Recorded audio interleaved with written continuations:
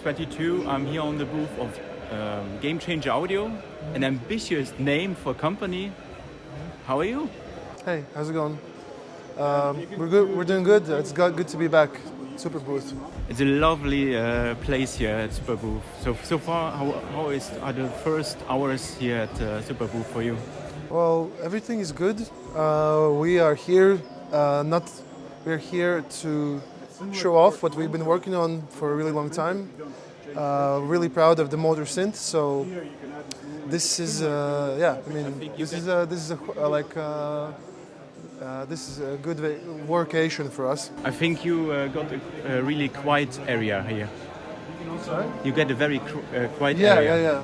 Yeah. This is lovely. This is not like NAMM. And I remember I made with Theo from your team in 2019 an interview about the MOTOR Synth. The development goes further. You develop it further to a complete synth. And how should you describe it now? Is it the synth is now finished or almost finished? How would you describe it? Sure. I mean, the story with the MOTOR Synth, it started in 2018 when we had the first ideas.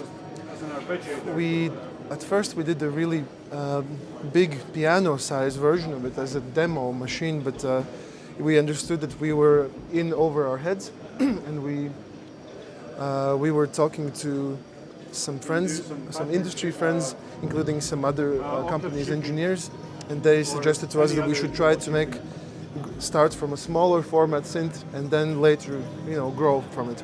So in 2019, we decided that we will try and make the MOTOR Synth in its current form as a desktop box.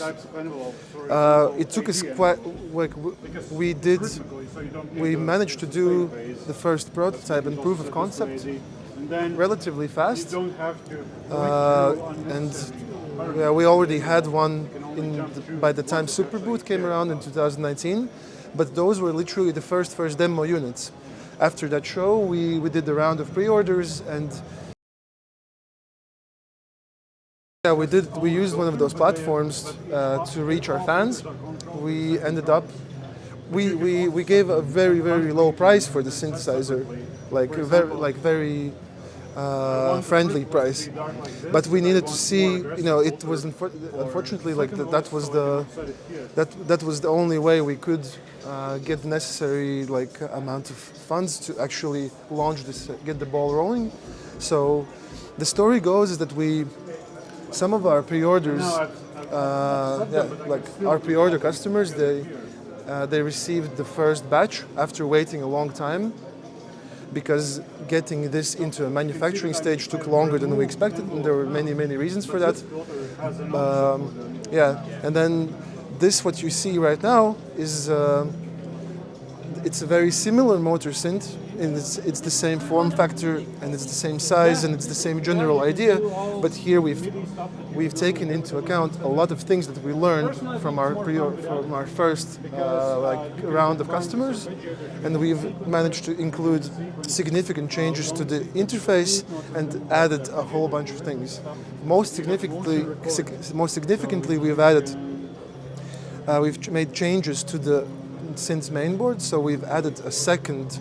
So the first instrument had two motor voices, but one single paraphonic filter. So we've managed to add another filter so now each voice has its own separate filter section. We've added a new third voice, which is a digital voice. So digital voice can be used, for example, as a noise source, or as an additional voice to augment or complement the sound of the motors.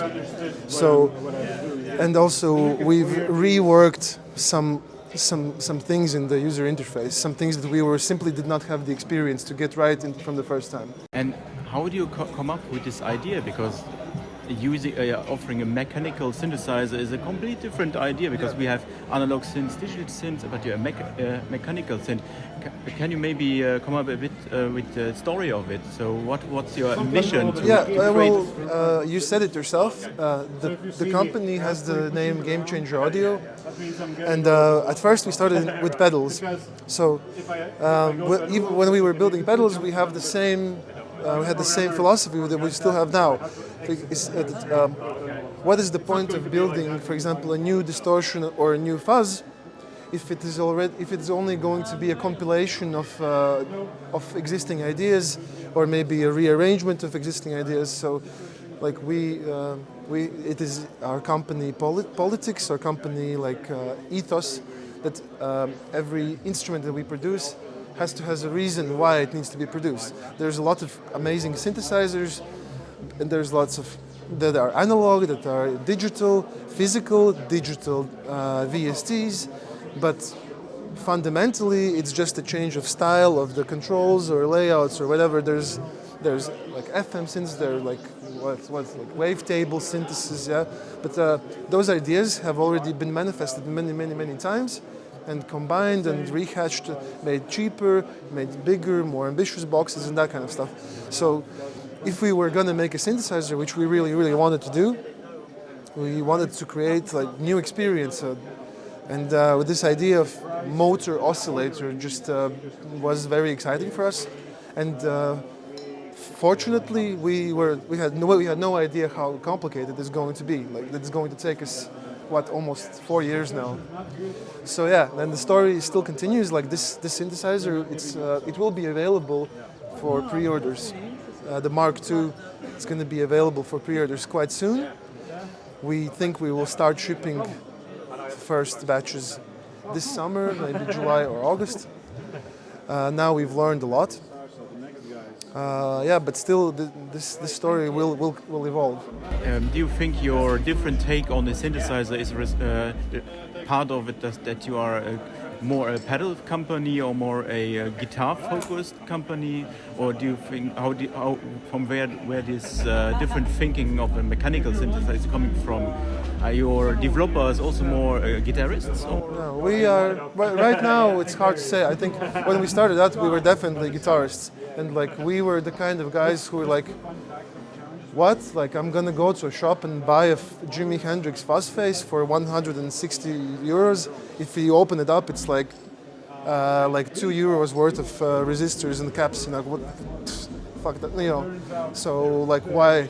So just make it and that's it. And maybe it's not. You know. So and like, in a way, I would say that our thinking comes from like. We were not like gear fanatics when we were growing up. When we were teenagers, we were like, well, yeah, like this distortion, that distortion, it just goes. They're very similar, and essentially they're the same thing, just like different flavors or something, you know. So it's not like, we're not the kind of guys who used to get like super hyped when like you get, oh my God, a new version of Tube Screamer, or oh my God, new version of something, you know. So, but at the same time, we want to build stuff. And if you want to build stuff, you know, but you have that attitude, you're not going to build the new Tube Screamer. So we just kind of had this principle. We will try to really hard to come up with weird, crazy shit. And I would say that is the motivation. Like, this is a little bit self-indulgent idea. We wanted to come up with a super crazy shit, but weird synth, you know.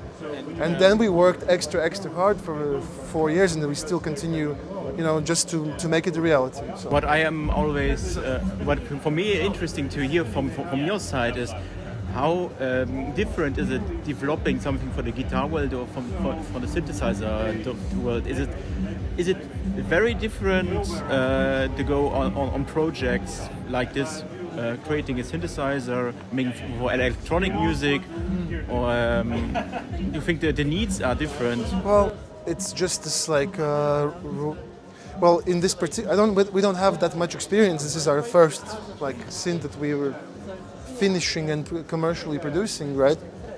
But yeah, it took a long time. With the pedals, it takes significantly shorter amount of time to get it out to the market. Also. Yeah, the guitar community is maybe more like, I don't know, the guitar community is not maybe, yeah, I would say that the guitar community and the synth community, the gap between those is slowly shrinking because, you know, guitarists are getting more and more, like younger generation guitarists getting more and more into synths and experimental pedals, and, you know, modular synth people, guitar people, synthesis, that all those worlds are starting to overlap quite a lot. So I see a lot of I see a lot of interest from synthesizer people in pedals. It's becoming more and more and more. And I think many pedal developers just don't get the interest from synthesizer. The marketing is always focused on guitars, and I would love to see that pedal companies are doing more also for synthesizer people. Well, you can use the plasma on all of your synths and all of your drum machines. You will have a great time. Then the MOTOR Synth, what I see is it has these motors inside. I think it was the most ambitious project for you for getting this right, that they work. And yeah, I mean, when we shipped the first batch of pre-orders, we were getting complaints from a significant amount of people about the loudness of the motors. So the motors are stable; they can last for a very, very long time. But motors, if they're a little bit rattly or if they are a little bit, any imperfection of the motor will cause mechanical vibrations, right? So it took us a long time to change suppliers and to find something that would have perfect results, for us, with the minimum amount of mechanical vibration. So because obviously these drone motors, they're not made for the musical purposes. They're made for purpose of lifting things, carrying load. So in the end, we realized that after a long period of searching, also that period was during COVID, so everything was slow, we realized that we would not be able to rely on the ready-made motor models. And in the end, we are partnered up with one of the biggest manufacturers, and we've made our own custom spec motor, which is specifically designed to operate for this purpose with the minimum amount of mechanical vibrations. Also, we've done a lot of work to make the enclosure more silent. There's this method of mounting the motor boards, that's so-called soft mount. So the motor board is sandwiched basically onto a slice of absorbent material. So we've paid a lot of attention to reducing these mechanical elements, and that starts with the motors, but it also includes the motor mounting. It also includes there's plates, there's sheets of special acoustic how do you say it, acoustic treatment materials on the inside of the enclosure. But but still, in the end, do not expect that you will get a motor synth and it's going to be silent. It is a real punk rock instrument, and part of the character of the. Of course, yeah. Bring the camera closer. So this is it's significantly more silent than it used to be. But yeah, you can still hear it. I mean, this is with the speakers on, but you can hear them on their own. This is the super high octave. I'm read quite a lot of time from people what happens when the motors are broken, and so is it possible to replace them from the user, or people need to send it to you and you will replace it? How do you manage this? Because the motors are quite special part of the synth. Yeah. Well, okay. The short answer is, if they break, we will fix it for you.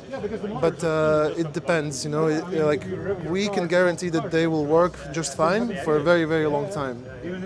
But obviously, if there is some mechanical damage, if the synth has been dropped or something like that, we can arrange. You should not attempt to service the synth yourself. So these are 8 electromotors. They have spinning blades. Don't open it up and don't try to fix it yourself. Yeah, but I just wanted to say that, so far we have not had a lot of. I don't think we've had cases where something is terribly broken or something like that. And you are a company from Latvia, yeah? Yeah. So you are very close to Erika Synth, or you are friends, or? Yeah, it would take me about 6 minutes to walk over to their place. Yeah. Okay. That's why you are collaborating so also with the module, with the module. Well, also because they're a big inspiration for us, because they have shown that it doesn't matter where you are, you know, you can just do something and do it good, and that this scene of music lovers and music and like gear friends, I don't know how you say it. Yeah, this is a very nice community, and you know, it's very open. It's made in also Latvia? Yeah, we have a really good infrastructure for manufacturing. We have talked now long. I think maybe we can get also a sound demo from you from this Mk2 version. Absolutely, yeah. So in this demo, I will be focusing, I'll show you the core sound of the oscillators, then I will show you the added bonus, like the added feature, the added like benefits of having the digital voice, and then I'll show you like, I don't know, like an ARP pattern and maybe some modulation, cross mod. Before we jump to the sound demo, the Mk2, is it really different instrument than the Mk1? Or is it possible to upgrade it, or because there are many people who have now the Mk1 and many people that see now that Mk2 has more features. Is there something you offer for maybe Yes, an Mk2? yes. Or So first of all, the first motor synth is a killer instrument. Like when we play live, we were like just last week, like our guys from Gamechanger played a show with live drums and 2 Mk1 motor synths. It's a real punk rock, amazing instrument. It's very straightforward. But here, because we have 3 voices, 3 separate filters, and assignable modulation, we had to make changes to the interface. So the result is a more complicated instrument, but also a more capable instrument. So this instrument will be sold for a much higher price than the Mk1, because the Mk1 was underpriced. In our like now we can say that it was most likely underpriced, but it was fine because we needed something to get the, you know, excitement started. it was more a proof of concept? It was maybe proof of concept. Also, lack of our experience in the synth market. It was optimism or something. I don't know, but yeah, anyone who is an owner of Mk1 synth,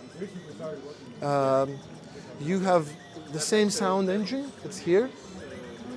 Maybe with tiny like differences that come with just, you know, it's over the course of 3 years, some millimeters of some parts or some suppliers may change, but basically it's a very similar sound engine, a little bit simpler layout, and the synths are louder, mechanically louder. But yeah, but if somebody is, and also it's lacking the digital voice and lacking the headroom improvement and that kind of things. So if somebody who's watching this is the owner of Mk1 and you would like to replace it or something, or get yourself a new version, you should get in touch with us and we will arrange some kind of maybe special discount for you if you want to exchange your previous synth for a new one. Okay. Yeah, but we're still thinking about how we're going to manage that. But yeah. Okay, then maybe hear it now. Yeah, let's play something. So okay, so.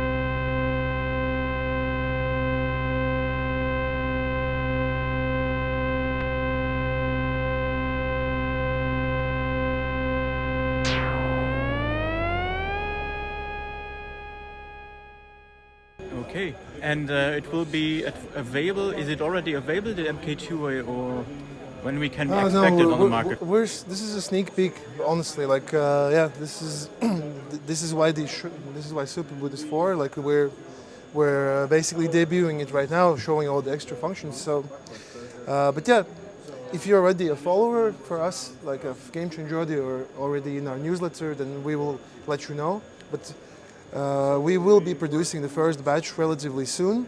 We will also take this Mk2, like these units, we'll take them also to the NAMM show. But yeah, in July, I think we'll start actually, like, you know, getting ready to ship the first price point. And price point of the Mk2 now? Now it's going to be around 3,000. 3,000. Yeah. So it's a significant, it's an increase in price compared to the Mk1. Yeah, yeah. That's quite a lot more than. Yeah, but yeah. We think that it's justified because it's two analog filters with independent controls. Then, yeah, the digital voice, assignable LFOs. So those elements alone, and the amount of polyphony that we have here, those elements alone constitutes, like, it's common for like professional grade instruments. But here you have the added, like, kind of excitement for owning an instrument that, you know, you want to show to your friends, you know, and you want to, like, sit and experiment with. Okay, thank you. I wish you good luck also for Superbooth and later in June for NAMM show. Oh yeah, after this, I don't know, time is going to be nightmare. Okay, thank you and see you soon. Thanks Bye. a lot.